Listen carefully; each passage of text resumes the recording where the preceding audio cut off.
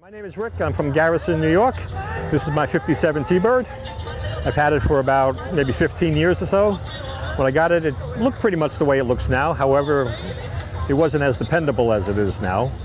I've gone to a lot of shows and people there were afraid to go home or always wanted somebody to go with them in case they broke down, which is not the way to go to a show or come home from a show.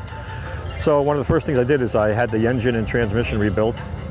And then little by little we did brakes and tires, and one thing always leads to another. And then we did the exhaust system. So right now the car has been pretty much restored. The paint is an original color, it's not the original paint. When we did all the work, we found some body work that had to be done, so we did the body work and repainted it the same color. It's called Star Mist Blue. They had a lot of fun naming colors back then. Found the car in Connecticut. This gentleman in Connecticut, Fino, he's a more of a Thunderbird expert, or that's what he says. And we talked for a while, and I bought the car from him. And again, that's about 15 or so years ago. Find it on Hemmings? Or? No. It's just something that I wanted, and somebody who knows this gentleman told me to give him a call, and he would find me the car. From there, I met this gentleman named Doug Hamill. Doug was living in Wingdale, and he was a Thunderbird expert. And I left him with the car and said, make it dependable. And he did a beautiful job. It took him about 3 years. I go up on weekends and work with him and learn about the car, and that's really what you have to do. If you're going to drive it and work on it, you have to know about it. And he was willing enough to teach me how to work on the car and what to do with the car, and he was really great to deal with. The license plate was found by one of my friends from the firehouse, Bobby Mirando. He was cleaning out his barn and he found a pair of plates. And he called me up and he says, you have a 57. He says, I just found 57 plates. They're yours. And he gave me the plates. I sent them out to a gentleman in Pennsylvania who restores plates. And he restored them for me. And that's what the plates look like back in 57 in New York. Cars runs great. And I've had it from Montauk Point up to Vermont. So I'm not afraid to drive it, and I know it'll get me home. My name's Steve Moss. I'm from Oakland, New Jersey. I'm a powder coater in Haskell. This is my 1970 Maverick. It's a Maverick grabber. It has the hood, has the stripe package on it. Basically, in 1970, they made 584,000 two-door, six-cylinder cars. However, this is not a six-cylinder in this one. It's a 351 Windsor. Mild cam in it with the automatic C4 with the shift kit. I have 308 highway gears in it. Well, the grabber is, from what I understand, is basically like a VIN prefix on it, because you could have got six-cylinder in grabbers. It had a lot to do with the decal package and a few of the extras for it. So it's basically, let's say, a clone of a grabber, because this is a clone of a 71. However, the car is a 70, and in 70 they didn't have V8s. But like I said, this one definitely has a V8. Nick Tagaris, I'm from Lockton County, New York, New City. This is a 2008 Lamborghini Murcielago. It's four-wheel drive. It's got a 640 horsepower engine. Some cool things about the car is actually a foot wider in the back than the front. The vents in the back will open up when the car is too hot to make it kind of look like a Batmobile, which is pretty sick. Another cool thing about the car is actually the seats are pointed inward towards the nose of the car. I don't know why they did that. Another cool thing is that the steering wheel is 3 inches to the right of you while you're driving. So you're kind of driving off-centered. It makes it a little difficult to drive, but super fun. After about 6,000 RPM, you go deaf. You can't hear anything. You can't have a conversation. It's kind of a crazy car to drive, but I enjoy it almost every single time I drive it. It is a V12.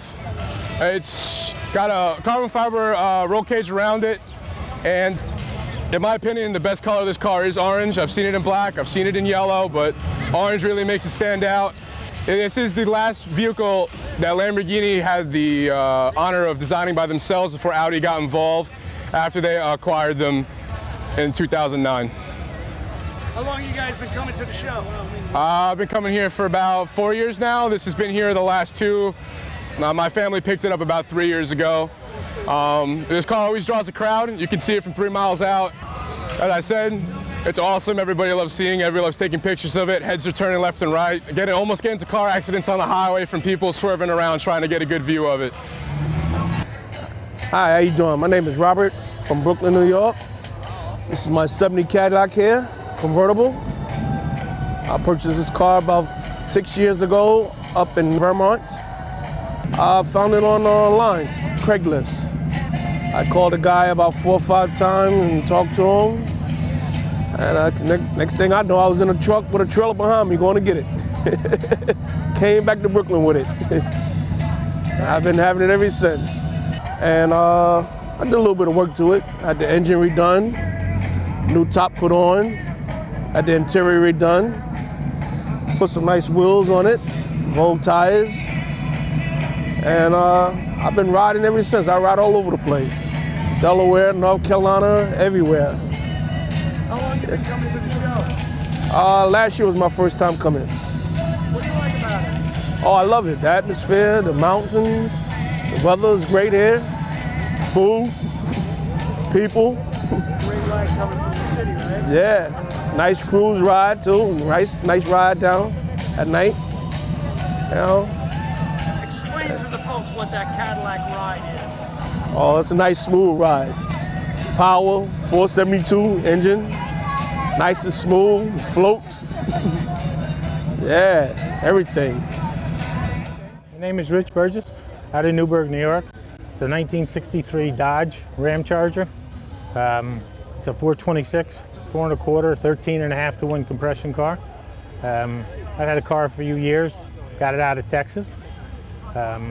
Pretty rare car, they only made 50 of them in total. They know 6 that are still around that are in full condition. So this is one of the 6 that are still in the registry. What else did you do to it? No, I haven't done a lot to it. It's a regular day 2 car. It's never been restored, original paint car. It's now a 4-speed car, 456 rear. It's got real original magnesium wheels on it from the 60s, and it runs a set of cheater slicks on the back. I think anytime you drive it, it's an experience.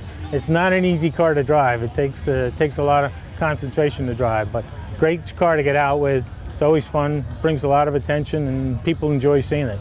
You very seldom see these cars on the road. Been very fortunate with it.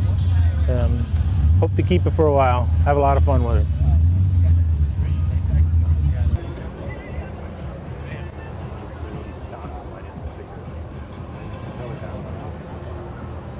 Hello, my name is Andrew Gordonier. This is my son, Andrew as well, Jr.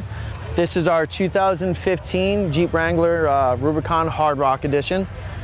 We've had it for 3 years now. Second lifts, 3.5, now 4.5. Just to touch on a little bit, the entire drivetrain's redone. Crate axle, re-geared, big brake kit, skid plates, drive shafts, you really name it. We love to go off-roading, right? Yeah.